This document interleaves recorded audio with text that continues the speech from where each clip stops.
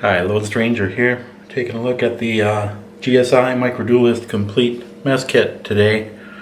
Just wanted to give this overview of how the entire thing comes together into this nice small package, but yet contains everything you need for a party of 2 or more. I use it with my family.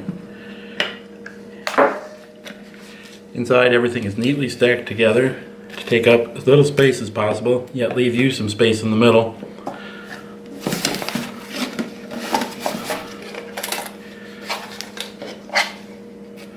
This is a cup and a bowl. There's 2 sets of these. The stove fits into the nice small package.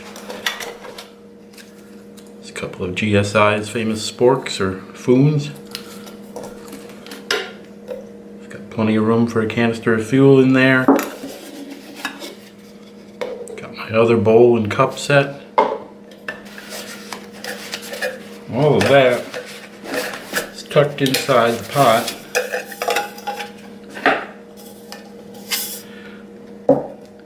Plus, inside the package,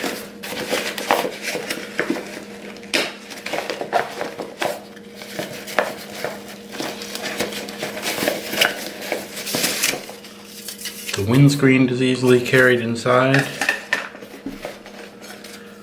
Heat shield for the stove, and the entire package is a little water pail. It can be used for camp water, for washing dishes.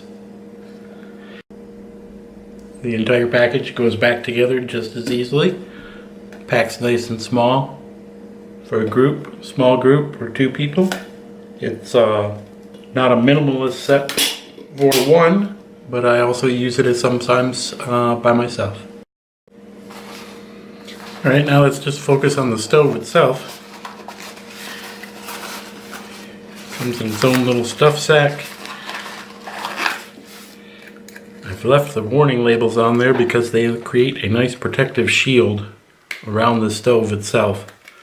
I don't think they're adding too much weight.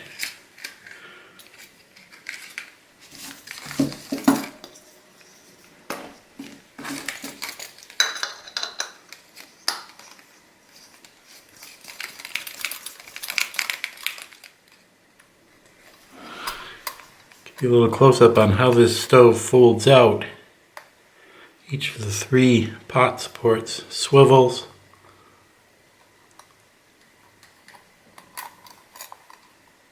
And then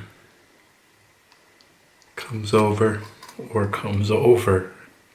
and swivels.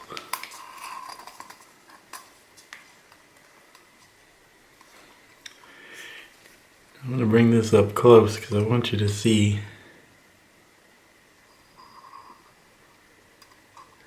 this little spot right here is what holds on to the heat shield. Let's see if I can show you how this is done. The heat shield has fins that come out. Spread those before you put it on. You take a little bit of torque, and once you get it on, you're going to want to leave it where it is. Those go with the notches facing up, because they will hold the windshield itself. This is a little bit tricky. You want to get all of the fins upright, and then lower down to about the right level.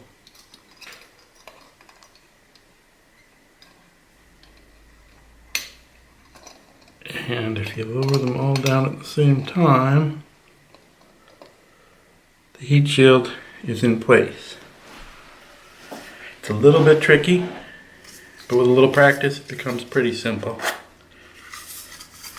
The heat shield itself has notches that correspond.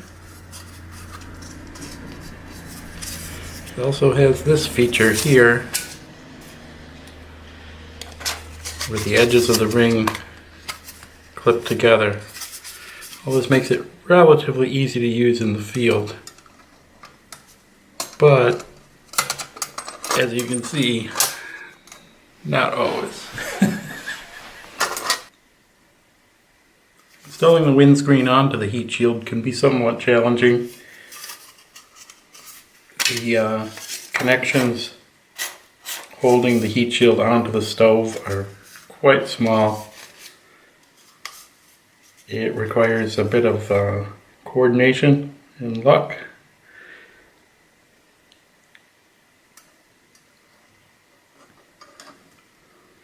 But once you've got it in place,